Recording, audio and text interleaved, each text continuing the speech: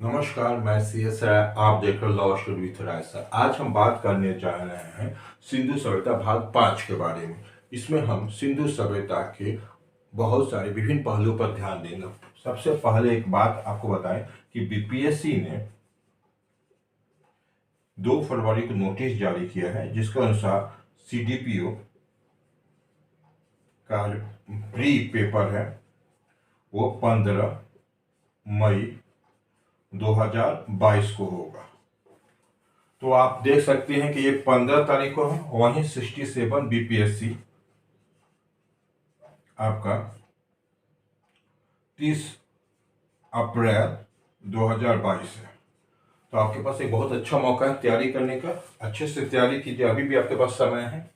और अच्छा नोट्स बनाइए ताकि आपको प्री और मेंस दोनों में हो जाए और फ्यूचर में भी आपको काम आए। तो आज हम बात करें नगर नियोजन पे, नगर योजना पे।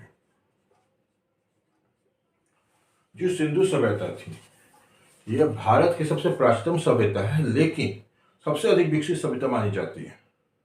उस समय की जो ये नगरीकृत योजना मानी जाती है, और उसमें जो ये नगरीकृत सभ्यता थी, यह अपने आप बहुत अधिक थी, क्योंकि इसके बाद जो आए हैं आर्य, वो ग्रामीण सभ्यता के जानकार थे, लेकिन ये नगरीकृत सभ्यता थी। उस शहर की विशेषता ये थी कि ये एक जाली मैंने ग्रिड पद्धति का अनुकरण में बनाया गया था, और ग्रिड पद्धति का अनुसार ये सब घर बने हुए थे। और जो सबसे बड़ी बात है इसकी, नगर अनेक खंडों में विभाजित था। जो नगर था अनेक खंडों में विभाजित था। कितने खंडों में? तो अनेक खंडों में विभाजित था। एक दो खंड में नहीं, अनेक खंडों में विभाजित था। सड़कों के किनारे जो घर थे वो आमतौर पे दो एक सीधी लाइन बने हुए थे। जो शहरों में घर थे वो सड़कों किनारे एक सीधी में घर बने हुए थे। कितने में बने हुए थे? एक सीधे बने हुए थे। सड़कें एक दूसरे को समकोण काटती हुई प्रतीत होती थी। यद्यपि कहीं कहीं तिराहे का भी हमें साक्ष्य मिले हैं, लेकिन आमतौर पर सड़कें पूरी निकलती थी। और सबसे लंबी सड़क थी वो 11 मीटर चौड़ी हुई थी। मोहनजोदड़ो में मिली थी। 11 मीटर चौड़ी सड़क का साक्ष्य मिला है। आमतौर पर जो घरें थी उनके दरवाजे हमेशा गलियों में खुलते थे, जो 2 से 3 मीटर के चौड़े होते थे। 2 से 3 मीटर चौड़े उनमें खुलती थी, या सहायक सड़कों में खुलती थी। उनका दरवाजे मुख्य सड़क की ओर नहीं खुलता था। इसका एक कारण यह भी था कि मुख्य सड़क पर जो आवाजाही था वो अवरुद्ध ना हो, इसके लिए होता था। लोथल को छोड़कर, लोथल में जो था वो लोथल में जो दरवाजे थे घर के, वो मुख्य सड़क पर ही खुलते थे, गलियों में नहीं खुलते थे। आमतौर पर घर एक मंजिला ही होता था, लेकिन कहीं कहीं ऐसे घर भी मिले हैं जो 2 मंजिले हुए हैं। तो एक पद्धति हो सकता है, देख लिए। और घरों की खासियत यह थी कि अगर ये घर है तो इसमें बहुत सारे कमरे होते थे,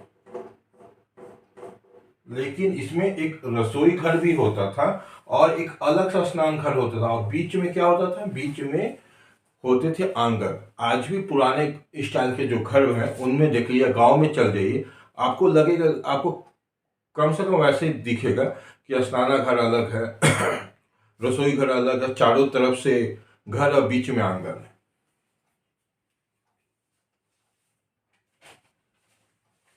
आमतौर पर जो शहर थे 2 भागों में विभक्त रहते थे। पहला पश्चिमी छोर और दूसरा पूर्वी छोर। पश्चिमी छोर मिट्टी के चबूतरे बने हुए होते थे, तो ऊंचे होते थे। इन्हें गढ़ ही कहा जाता था, या गढ़ी कहा जाता है। और इसमें विशिष्ट जो, या कह सकते हैं जो उस नगर को देख रेख करते थे, उनका घर आवास हुआ था। और नीचे में सामान्य जनता रहती थी। जो अनाज है या मसाले वसाले सब ही पश्चिमी में ही रखे जाते थे। दुर्ग में, इसे हम दुर्ग कहते हैं, कह सकते हैं, दुर्ग में रखे जाते थे। वहीं से सामान्य जनता तक माल सप्लाई होता था। आमतौर पे जो घरें बनती थी वह पक्की ईंटों की बनी होती थी। लेकिन कालीबंगन जो है और प्लस रंगपुर में कच्चे ईंटों की प्रधानता देखी गई है। कच्चे ईंट प्रधानता देखी गई है। सभी नगरों में चन्हुदोरो एक ऐसा नगर है, चन्हुदोरो ऐसा नगर है जहां चार दीवारी का नहीं था, बाकी सभी जगह चार दीवारी थी। और उसमें धौलवीरा, जो धौलवीरा था, एक ऐसा शहर था जो 3 खंडों में विभाजित था। तो आप देख सकते हैं कि सिंधु सभ्यता के नगर नियोजन की विशेषता क्या थी। सड़कें समकोण एक दूसरे को काटती थी, कहीं कहीं तिराहे का भी साक्ष्य मिले हैं।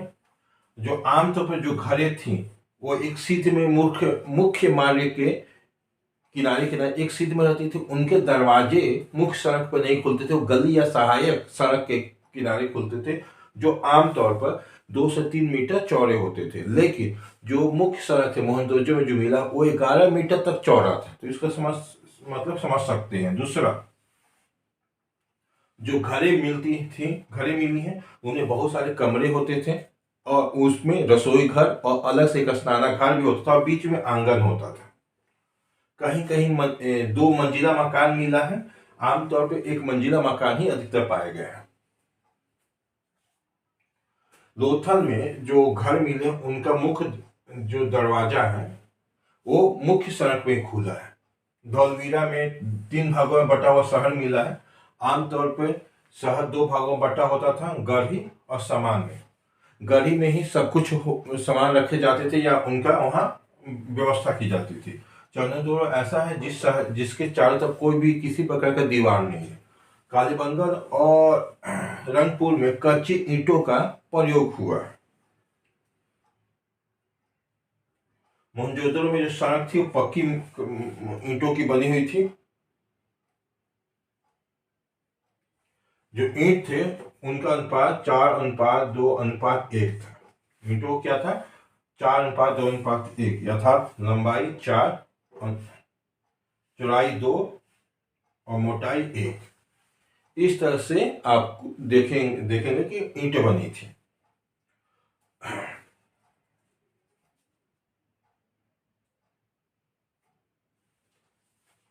अब आते हैं हम कृषि पे। जो कृषि पे है, हम अब कृषि पे आते हैं।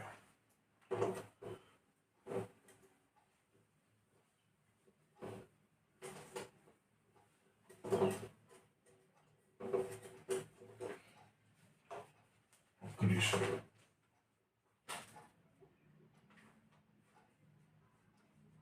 कृषि की क्या खासियत थी?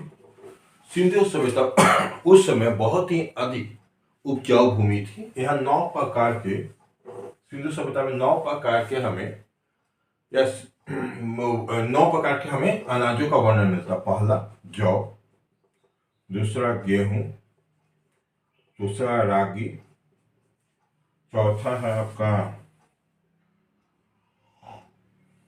कपास, सरसों, तिल, मटर, बाजरा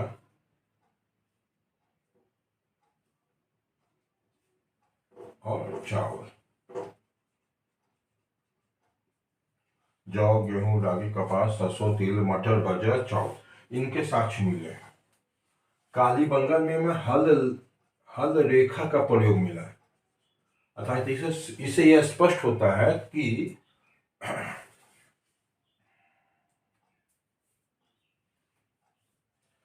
हल का प्रयोग होता था खेती के लिए। हल का प्रयोग खेती के लिए होता था। किसके लिए होता था? तो खेती के लिए होता था। हड़प्पा के लोग जानवरों से भी अधिक परिचित थे, जैसे गाय, बैल, भैंस, भेड़, बकरी आदि पालते थे। साथ ही साथ वे हाथी से भी परिचित थे। आमतौर पर माना जाता है कि वो घोड़े से परिचित नहीं थे, लेकिन अगर हम देखें लोथल, लोथल में साक्ष्य मिले हैं घोड़े का होने का। और सुरकोटोदा, सुरकोटदा में अवशेष मिले हैं घोड़े का। तो इससे यह भी होता है घोड़े के बारे में भी वो प्रचलित थे, हाथी के बारे में भी जानते थे। गेंडा, जो गेंडा होता उसको भी वो अच्छी तरह से जानते थे। उसका सबूत हमें आमरी में, आमरी नाम जगह पर मिला है।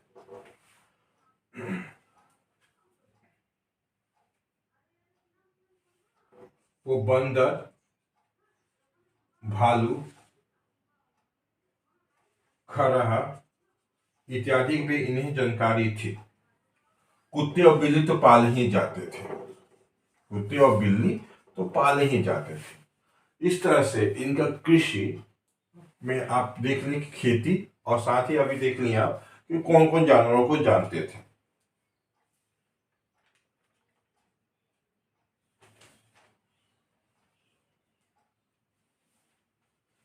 अब आते हैं हम सामाजिक और राजनीतिक पर। सामाजिक और राजनीतिक, तो सामाजिक और राजनीतिक ये बोलेंगे, पहले राजनीति बात करते हैं।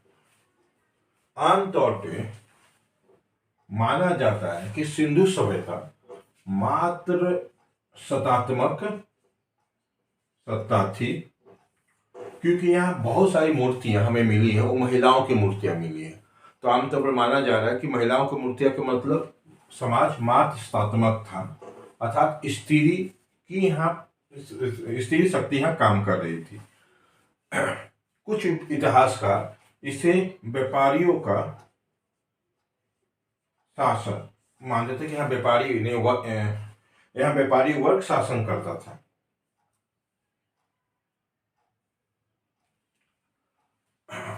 अब हम सामाजिक में देखें तो लोग यहाँ खेलने के लिए ताश, नृत्य, बैल बैल दौड़ इत्यादि का प्रयोग करके अपना मनोरंजन करते थे। साथ ही साथ वो ताश, नृत्य व बैल दौड़ यानी ताश खेलते थे या नृत्य देखते थे, या बैल दौड़ जिसे घोड़दौड़ होता है, घोड़ा के दौड़, उसी तरह बैल का भी दौड़ाई होता था। हड़प्पा में महिलाओं का जो मेकअप बॉक्स होता है वो मिला है। मेकअप बॉक्स कहाँ मिला है? मेकअप बॉक्स हड़प्पा मिला है।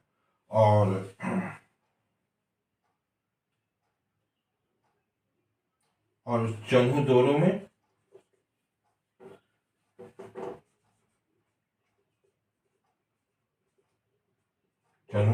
क्या मिला? चन्हुदोरों में लिपस्टिक मिला है, लिपस्टिक मिला है।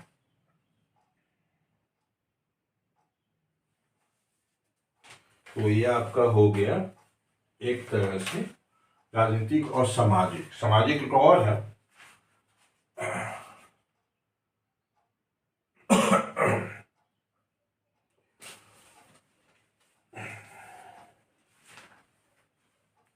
अब आते हैं आपको हम व्यापार, शिल्प, तकनीकी मापतौल और मुहर पे आते हैं। हड़प्पा जो लोग थे उनका व्यापार दूर दूर जगहों में फैला हुआ था। हड़प्पा के लोग जो व्यापार कर रहे थे वो दूर दूर जगहों में भी कर रहे थे, जैसे बेबीलोन, फारस, मेसोपोटामिया, मिस्र इत्यादि में ये व्यापार करते थे कि मिस्र आदि में इनका व्यापार चलता था।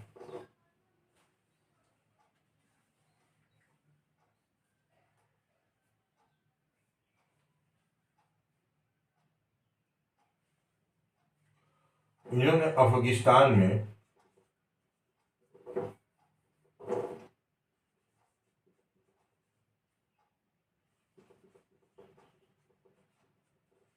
अफगानिस्तान में दो ठो व्यापारिक केंद्र बनाए, दो व्यापारिक केंद्र।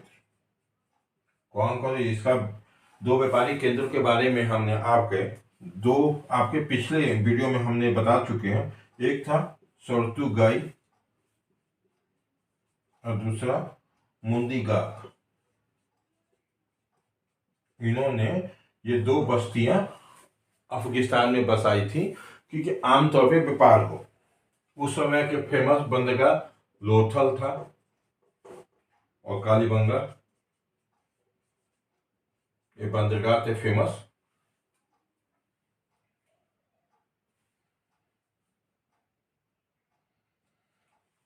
लोथल में जो गोदीबारा मिला है, गोंदीबारा, उसे स्पष्ट होता है कि ये बंदरगाह था। मेसोपोटामिया जो शहर है, मेसोपोटामिया, वो शहर आमतौर पे क्या था? थल और जल दोनों से वहां व्यापार होता था। मेसोपोटामिया में 2350 ईसा पूर्व मेलुआ शब्द का जानकारी मिलती है। इसे सिंधु वासियों के लिए प्रयोग किया गया था।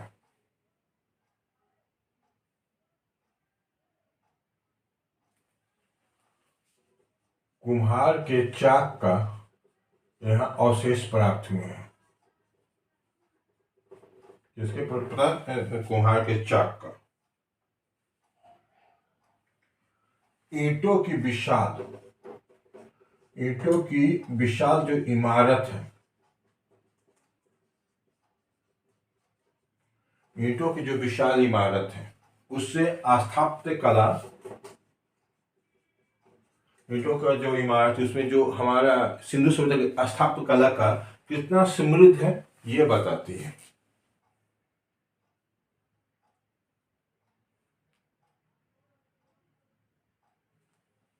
जो मोहनजोदड़ो है,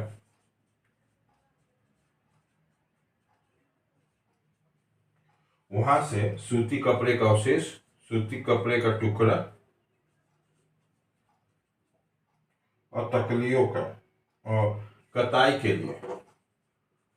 के लिए तकलियों का उपयोग होता था।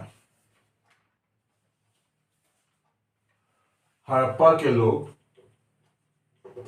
नाव बनाते थे, इसका भी साक्ष्य मिला है। बाट के रूप में मन के एवं जवाहरात पाई गई है कि मन के जवाहरात का उपयोग होता था।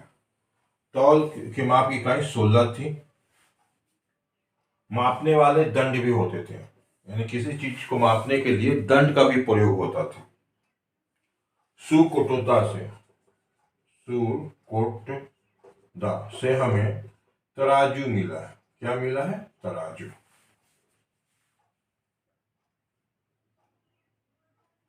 मोहनजोदड़ो से हमें सिप मिला है। तो लोथल से हाथी दांत का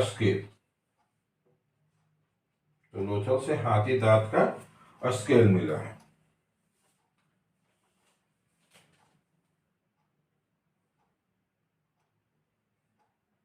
लोथल में एक मृद भांड भी मिला है, जिसमें एक विश्व मछली पकड़े हुए पंछी का वर्णन है। सर्वोत्तम कलाकृति अगर देखा जाए तो मोहरें थी हड़प्पा सभ्यता संस्कृति की। अभी तक 2000 मोहरें प्राप्त हुई हैं। इसमें एक सिंगी पशु का सबसे अधिक सिक्का हमें मिला है। कुछ मिला है हमें भैंस, बाघ, सांड, बकरी इत्यादि का भी मिला है, लेकिन मोहरे पे जो थे उसमें एक सिंगी पशु या एक छोटा सा लेख का अधिक मिला है। मोहरों को बनाने में सेल खरी, मोहरों को बनाने में किसका होता था? मोहरों को बनाने में सेल खरी का इस्तेमाल होता था। किसका? सेल खरी का।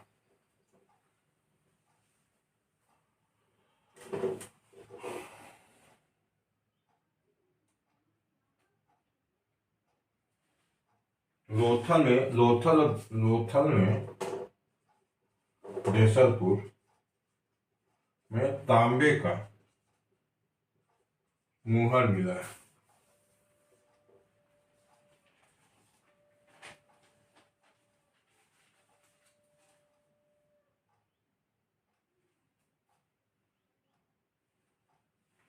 तो इससे हम ये बोल सकते हैं कि उस समय का नगर नियोजन भी अपने उत्कृष्ट था।